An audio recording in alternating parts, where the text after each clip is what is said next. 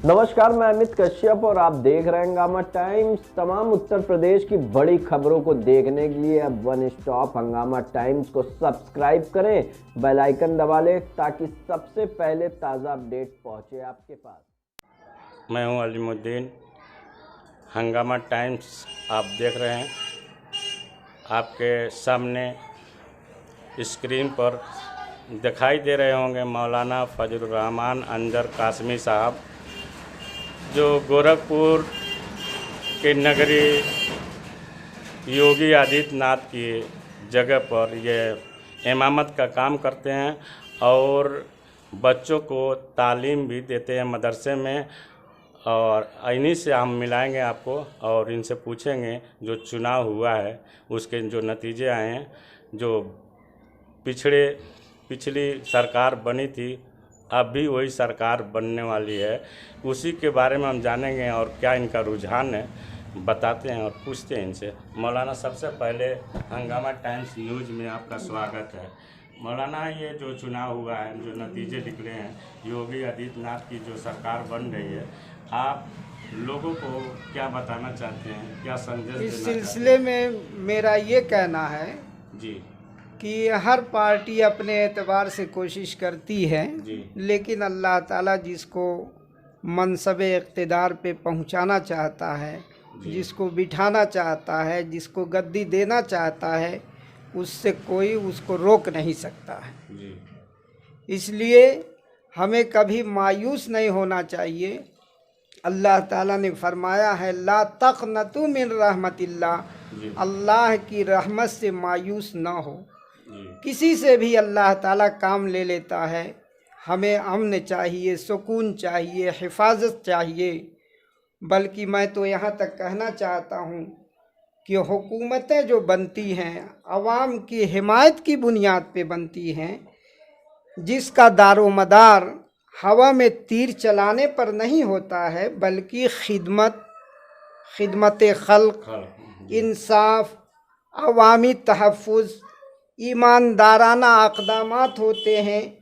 जो हुकूमत इक़्तिदार में आती है और जिन बुनियादों पर आती है, ज़ाहिर है कि उसके इक़्तिदार की तामीर उसी पे होती है। इसलिए हत्तल वसा इसका पास और लिहाज रखना हुकूमत के लिए ज़रूरी हो जाता है।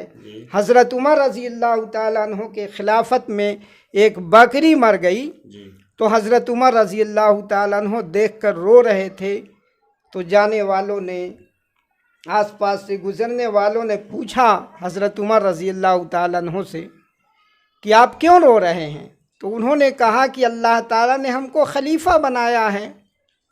अगर क़यामत के दिन अल्लाह ताला पूछेगा कि उमर, तुम्हारी खिलाफत में ये बकरी मरी है, तुमने इसकी हिफाजत क्यों नहीं की, तुमने इसकी निगरानी क्यों नहीं की, तो मैं अल्लाह ताला को क्या जवाब दूंगा? इसलिए मैं रो रहा हूँ कि मेरी निगरानी के बारे में अल्लाह ताला सवाल करेगा। और एक बात और है कि जो इक़्तिदार में नहीं रहता है उसकी कोई ज़िम्मेदारी नहीं होती है, लेकिन जो इक़्तिदार में रहता है उसके ऊपर बहुत सारी ज़िम्मेदारियाँ होती हैं। जैसे कि किसी शायर ने कहा है कि इतना आसान नहीं कौमों की क़यादत करना, पहले तलवारों पे चलने की रियाज़त करना।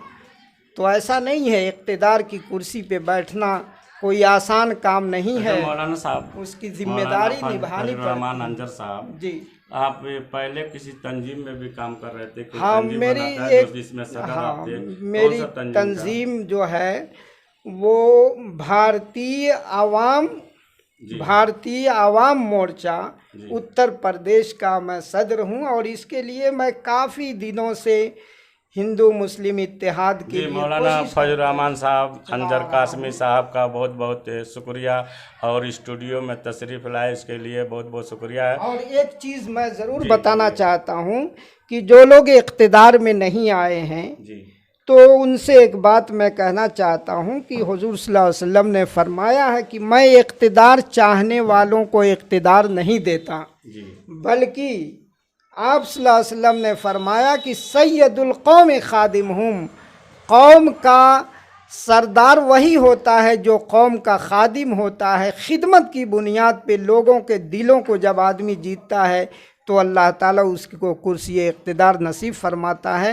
इन्हीं चंद कलमात में मैं अपनी बात को मुकम्मल करता हूँ और ये अपील करता हूँ कि आप मायूस ना हों। जी, बहुत बहुत शुक्रिया आपका मौलाना अंजर फजल रहमान अंजर साहब कासमी, बहुत बहुत शुक्रिया। और आप देख रहे हैं हंगामा टाइम्स न्यूज़, कुशीनगर।